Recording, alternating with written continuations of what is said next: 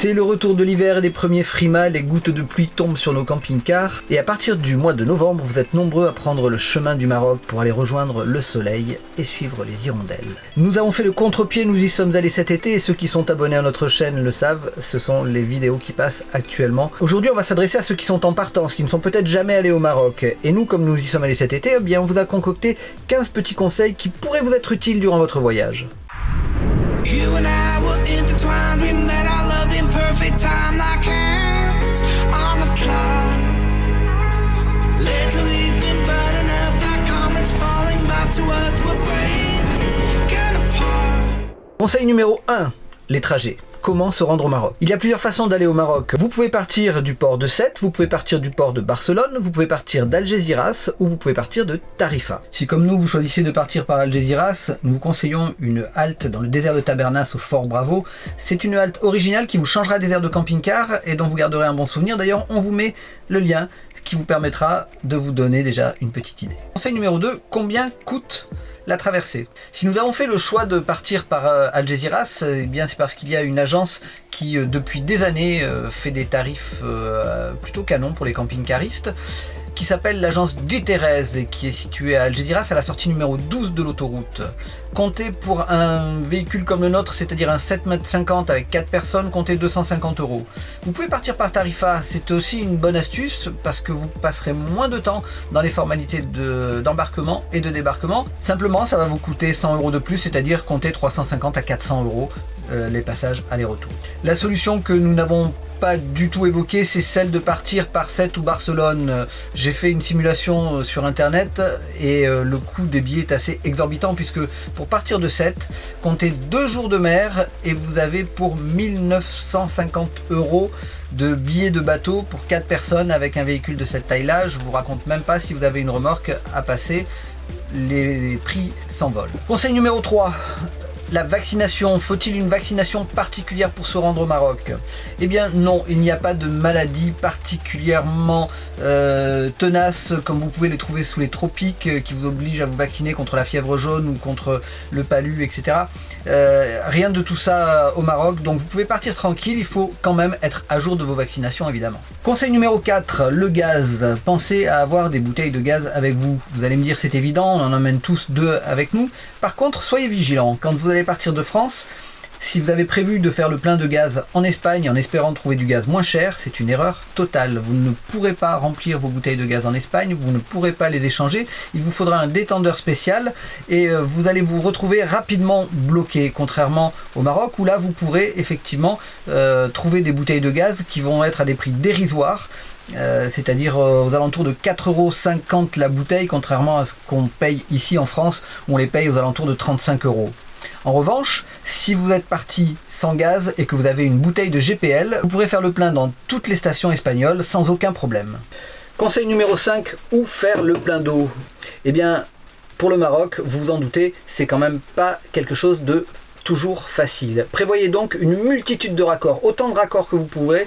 Prévoyez également de prendre avec vous des tuyaux et des morceaux de tuyaux de format et de diamètre différents, parce que vous aurez toujours à un moment ou à un autre la confrontation avec un tuyau un peu rebelle qui va jamais correspondre aux embouts que vous avez.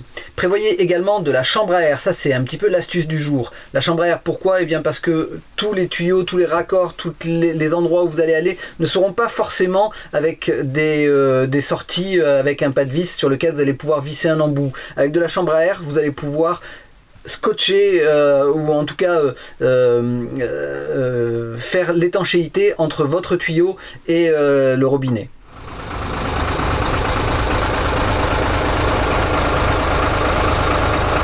Alors il se passe quoi? Alors ici à Darla, il n'y a pas 36 000 solutions pour mettre de l'eau et remplir les réservoirs des camping-cars. Parce qu'il n'y a pas de camping, en tout cas ouvert en saison basse en août, juillet-août. Du coup, il faut s'approvisionner directement au château d'eau, que voilà, et se débrouiller comme on peut avec les moyens du bord. Et là les moyens du bord c'est quoi alors? Alors là les moyens du bord c'est une chambre à air, un tuyau et puisqu'évidemment on n'a jamais le bon raccord brancher le tuyau d'eau. La chambre à air faisant son travail de colmatage, on a réussi à attacher notre tuyau rigide. Hey. Ah, ça y est, et le plein est fait. C'est bon. Yep. Évidemment, vous pourrez faire le plein d'eau dans la plupart des campings avec de l'eau qui va être généralement plutôt propre, mais pensez toujours, quoi qu'il arrive, à mettre du vinaigre blanc dans votre eau pour laver vos fruits et vos légumes. Ça permettra d'éliminer une bonne partie des bactéries. Astuce numéro 6, le gasoil. Eh bien, comme vous le savez, généralement le gasoil est moins cher en Espagne et encore moins cher au Maroc. Sur l'Espagne, comptez 10 centimes de moins qu'en France en général, et dans certaines stations, les camping-caristes ont droit à une réduction supplémentaire. Ce sont les stations Red Tortuga, si je ne dis pas de bêtises, qui vous offrent 4 centimes par litre à chaque fois que vous faites un plein chez eux. Généralement, nous faisons notre premier plein à la Jonquera, où vous avez une station Red Tortuga qui est située derrière le Mercadonia. Vous la trouverez, elle est un petit peu enclavée, on la trouve pas forcément facilement, mais en tout cas c'est là que vous trouverez le meilleur prix pour faire votre plein. Concernant le prix du gasoil au Maroc, ne vous attendez pas à des grosses différences comme il y a 15 ans en arrière où on payait le gasoil 3 francs 6 sous. Ici aujourd'hui les prix du gasoil marocain ont bien augmenté. Si vous descendez vers le sud, notez qu'à partir de Tarfaya, le gasoil est détaxé. Donc, quand on le paye aux alentours de 1,20€ ou 1,30€ dans le nord du Maroc, on le paye aux alentours de 85 centimes au sud du Maroc. C'est quelque chose dont il faut tenir compte si vous comptez descendre vers le sud. Conseil numéro 7, l'électricité. Vous pourrez vous brancher dans la plupart des campings, encore une fois. Par contre, soyez vigilants au niveau de vos raccordements. D'abord parce que les normes ne sont pas les normes françaises. Ensuite parce que vous allez parfois vous retrouver dans des campings où il va vous falloir trouver des rallonges qui vont faire entre 20, 30, 40 voire 50 mètres pour pouvoir aller récupérer la borne électrique en fonction du nombre de camping-cars que vous aurez dans le camping. Pensez à l'étanchéité. Amenez avec vous toujours du scotch américain, amenez de quoi étanchéifier vos raccords et croisez les doigts pour que tout se passe bien. Généralement, on peut avoir des surprises. Conseil numéro 8, les papiers. En dehors des papiers habituels qu'il vous faudra avoir avec vous, c'est-à-dire carte grise, assurance du véhicule, vos passeports, toute la paperasserie administrative habituelle, pensez à emmener avec vous des fiches de police. Pourquoi ? Eh bien parce que vous verrez qu'au Maroc, il y a de nombreux checkpoints, généralement à l'entrée et à la sortie des villes, que vous pourrez vous faire arrêter et qu'on va vous demander, pas systématiquement, mais on va vous demander assez souvent des fiches de police. La fiche de police, c'est quelque chose que vous remplissez quand vous rentrez au Maroc. Eh bien, nous vous conseillons d'en faire une série que vous allez photocopier et que vous allez emmener avec vous. Pourquoi ? Parce que ça vous évitera de perdre beaucoup de temps lors des contrôles d'identité. On vous met en lien dans le bloc des commentaires un petit lien vers une fiche que vous pourrez télécharger à la limite et que vous pourrez utiliser pour votre propre compte. Conseil numéro 9, les campings. Le Maroc est un pays très ouvert au tourisme en camping-car et vous allez pouvoir trouver des structures d'accueil à peu près partout au Maroc. Alors vous allez avoir des très grosses structures qui peuvent accueillir jusqu'à 500 voire 1000, 1500 camping-cars et vous allez avoir des structures beaucoup plus petites dans les petites villes, mais vous en trouverez quoi qu'il en soit partout. Vous aurez toujours des endroits où vous pourrez vous faire héberger, où vous pourrez vous brancher, où vous allez pouvoir refaire de l'eau, sauf quand vous allez descendre, pour ceux qui descendent très au sud, si vous descendez jusqu'à Dakhla par exemple, il y a juste quand vous arrivez à Dakhla une zone qui s'appelle le PK25 sur laquelle vous pouvez stationner encore gratuitement, mais ce sera le seul point d'arrêt que vous aurez et il n'y a absolument aucun service qui est proposé là-bas. Conseil numéro 10, l'état des routes. Le réseau autoroutier est quasiment neuf pour se rendre dans les grandes villes et dans les aéroports. Et il n'y a donc pas de souci à se faire pour pouvoir circuler en camping-car. En revanche, nous vous déconseillons très fortement de rouler de nuit. Pourquoi ? Eh bien parce que la nuit, vous allez pouvoir vous retrouver nez à nez avec un troupeau de chèvres, un troupeau de moutons, avec des gens qui circulent sur l'autoroute et donc un conseil, arrêtez-vous de rouler avant la nuit. Vous pouvez vous arrêter de dormir dans les stations essence d'ailleurs, c'est quelque chose qui se pratique relativement fréquemment. Prenez cette option plutôt que de rouler de nuit. Sur le réseau secondaire, en revanche, si les routes sont relativement bonnes, il vous faudra être toujours très vigilant vis-à-vis des transports de marchandises et vis-à-vis des autobus qui roulent vraiment à tombeau ouvert. Conseil numéro 11, les cadeaux. Quand vous êtes au Maroc, dans des endroits reculés, on a affaire parfois à des populations qui sont dans le besoin et c'est toujours intéressant de pouvoir leur laisser des choses qui nous ne nous servent plus, comme les vêtements des enfants qui sont devenus trop petites. Nous, on a le souvenir quand on était dans l'Atlas d'avoir croisé des bergers dont une avait un petit enfant dans les bras et puis on a été très content de pouvoir leur donner quelque chose qu'elle pourra mettre à cet enfant quand l'hiver arrive.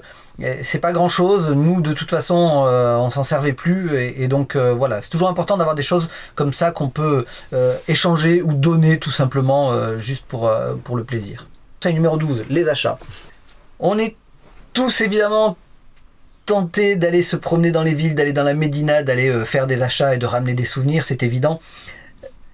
Là, il va falloir apprendre le pays. Et pour apprendre le pays, il faut savoir que tout se négocie tout le temps. C'est-à-dire que quand vous allez acheter quelque chose, vous allez vouloir ramener un tagine, une djellaba, n'importe quoi. On va vous l'annoncer à généralement 3-4 fois le prix auquel ils le vendent aux Marocains, tout en vous disant que c'est un prix marocain. Donc sachez-le, il va falloir que vous négociez ardemment parfois, mais en tout cas quand on vous propose un objet, vous allez pouvoir le faire descendre au moins de moitié, si ce n'est des 3/4 de son prix. Prenez votre mal en patience, ne vous énervez pas et puis restez courtois, ces gens-là sont adorables et une fois que l'affaire est faite, vous êtes toujours les meilleurs amis du monde. Si certaines personnes peuvent s'en agacer, sachez que ça se pratique dans énormément de pays, ça fait partie de la culture, ça fait partie de leur rituel, les choses ne se vendent qu'en se négociant. Conseil numéro 13, manger au Maroc. Si vous êtes à la recherche de l'authentique, fuyez évidemment les bords de plage et allez vous réfugier dans les ruelles. C'est là que vous allez pouvoir parler avec les gens, c'est là que vous allez pouvoir faire vraiment connaissance avec le pays, c'est là que vous allez pouvoir manger de la même façon que les Marocains et c'est vraiment là que vous allez vous régaler. Comment ramener de belles images du Maroc? Vous allez vouloir ramener évidemment de belles images du Maroc et vous avez peut-être pensé à mettre dans vos bagages un drone. Sachez que la réglementation aérienne au Maroc est assez stricte et vous n'avez pas le droit de faire rentrer un drone au Maroc. D'ailleurs, nous qui voyageons beaucoup et qui traversons beaucoup de frontières, nous mettons un point d'honneur à respecter ces réglementations aériennes et nous n'avons pas ramené d'images du Maroc, en tout cas pas d'images aériennes. C'est une histoire de respect également avec les autorités et avec la manière de vivre des Marocains. Conseil numéro 15 pour ceux qui hésitent encore. Le dernier conseil que nous vous donnerons, c'est que le Maroc, c'est quand même le meilleur moyen d'être totalement dépaysé. C'est à quelques heures de route, à quelques kilomètres de mer, et quand vous allez arriver là-bas, vous allez tomber sur des gens qui sont d'une gentillesse extraordinaire. Vous allez découvrir des paysages qui vont vous couper le souffle. Évidemment, la côte est plus facile, mais retirez-vous vers l'Atlas, allez vous perdre du côté des gorges du Dadès, allez vous perdre dans le Haut-Atlas, vous allez y trouver des paysages somptueux, vous allez pouvoir ramener des images et des souvenirs qui vont être sans commune mesure avec ce que vous aviez l'habitude de faire jusqu'à maintenant. Et puis surtout, vous allez avoir envie d'y retourner tous les ans comme des milliers d'autres personnes qui chaque année prennent la route vers le soleil. Voilà, j'espère que cette vidéo vous aura plu et que ces 15 conseils vont vous permettre de passer un agréable séjour au Maroc. N'oubliez pas de mettre un petit mot dans les commentaires si vous avez des choses à nous signaler ou si vous avez des questions auxquelles vous aimeriez que nous répondions. Dans la prochaine vidéo, nous vous ferons la présentation de notre nouveau camping-car, donc qui est le 367 GA de chez Challenger. N'oubliez pas de vous abonner, de mettre un petit pouce bleu si les vidéos vous plaisent. N'oubliez pas que vous pouvez suivre notre blog, mais aussi nous suivre sur les réseaux comme Facebook ou Instagram. Restons connectés et voyagez avec nous.